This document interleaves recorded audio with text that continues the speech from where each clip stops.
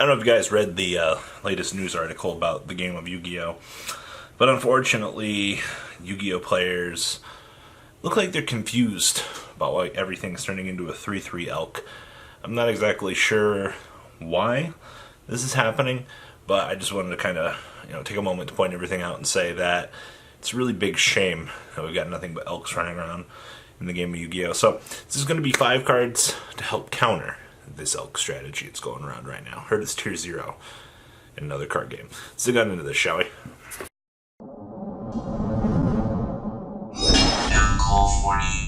YCS London has come and gone, and we got some tech things we need to talk about here. Numero uno is Lost Wind. Now, I will say, seeing Lost Wind getting all of this crazy value right now is actually insane. So, being able to, one, multi-purpose this card, I think that's the thing that makes this card like the superior choice right now. Because getting multiple value out of your cards, in addition to, getting the ability to half a monster's attack, I don't know what more you could actually ask for in a very good card. Like, yes, you can't target a normal summon monster to negate that monster's effects. I get it. Alright, it'd be too good if I could do that. But getting to blank a special monster, have its original attack, and then when your opponent summons from the extra deck, just go ahead and reset this.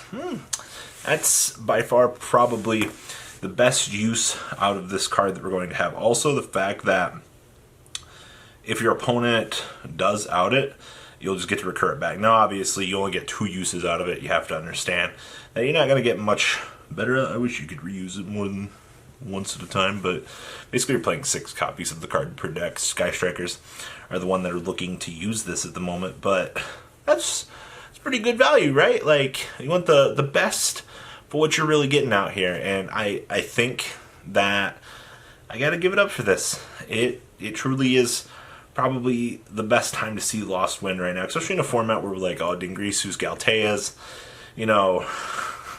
things like that. Also being able to battle over something, putting Gingrisu at 1300 just lets everything run over it, seems pretty good to me.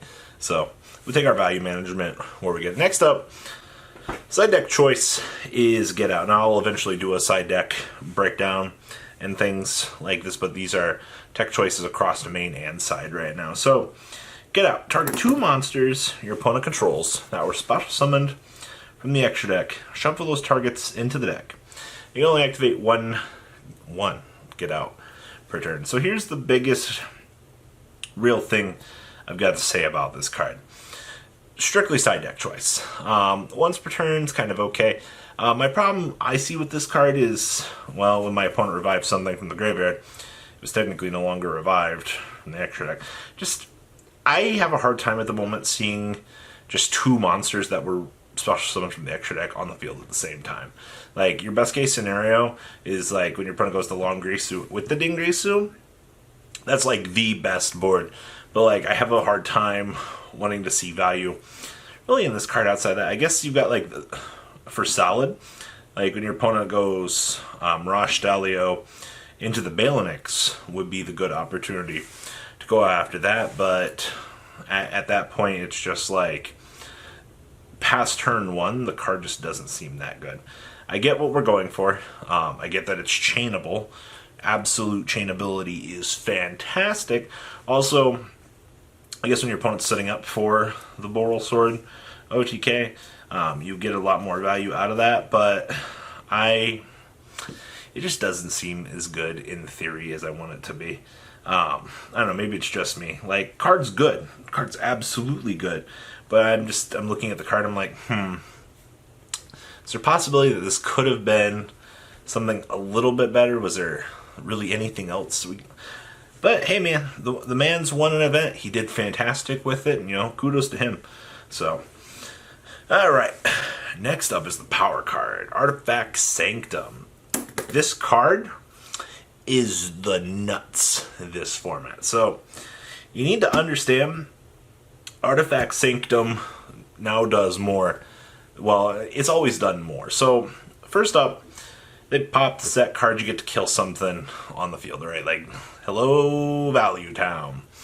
Alright, and then you've got the flip side of the equation where you get access to the entire artifact engine in one card. Well, Sanctum, the best thing that we get this for is your summon Scythe. Scythe goes, LOL, get wrecked, noober, where you actually just lose the game because you can't summon out of the extra deck. Like, Scythe on summon, lock the extra deck. Yep, seems good to me. And then you got the other flip side of the equation where it gives you access to Lancia, which actually turns off your Infernoid and your opponent's Orcust combo as well. So, once again, multi-purposing cards kind of take advantage of. Anytime I could see Lancia really coming up as this behemoth titan to make the game all the much better, we take those, right? Like, that's what really is what this game is about. Like, denying your opponent to play the game in a very unfair way. And Sanctum, one of the hottest tech choices. There's a reason why this card was going up in price. There's a reason why this card is just bonkers good in the current format. So, buckle up, kids. If you get Sanctum in this format and you're just like, like 500 IQ plays, tell me that somebody out there isn't going to be having a good time playing Yu-Gi-Oh! After they just can't stop the Scythe from resolving. Ash the Sanctum, by the way. Words of advice for an old duelist. Next up, we got DD Crow. Now, I've heard a lot of people cutting Lancias, going straight to the DD Crow Meister himself. Now, here's my problem with the Crowster. Alright, so DD Crow specifically just only removes one card from the graveyard, but it is a quick effect.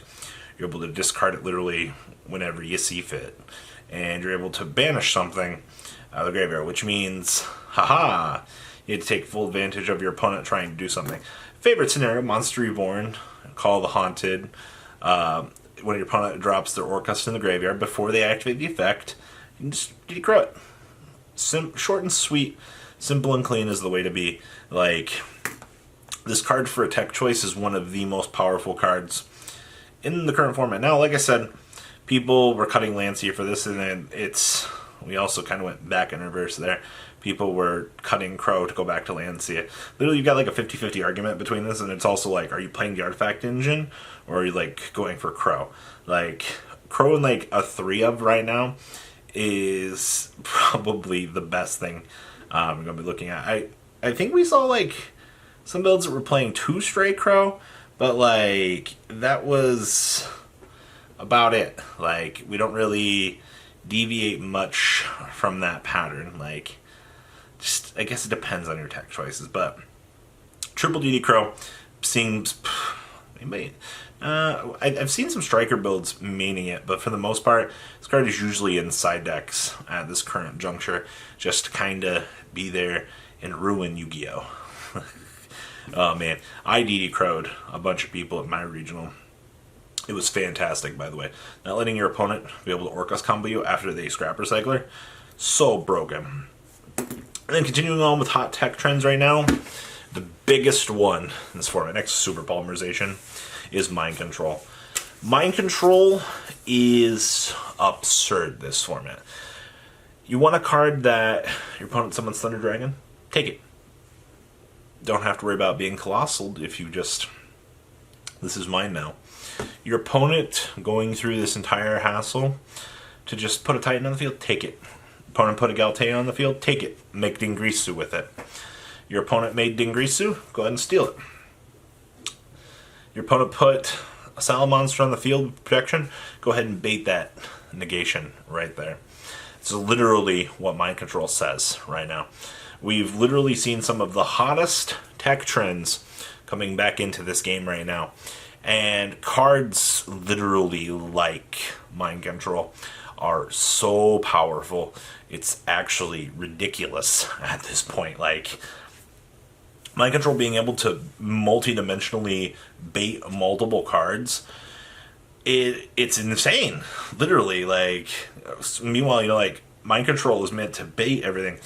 Super Poly just plays around it all and makes it. So things I just want to mention there is like literally Value Town in just one card, and you can play 3 of it right now. It's so good.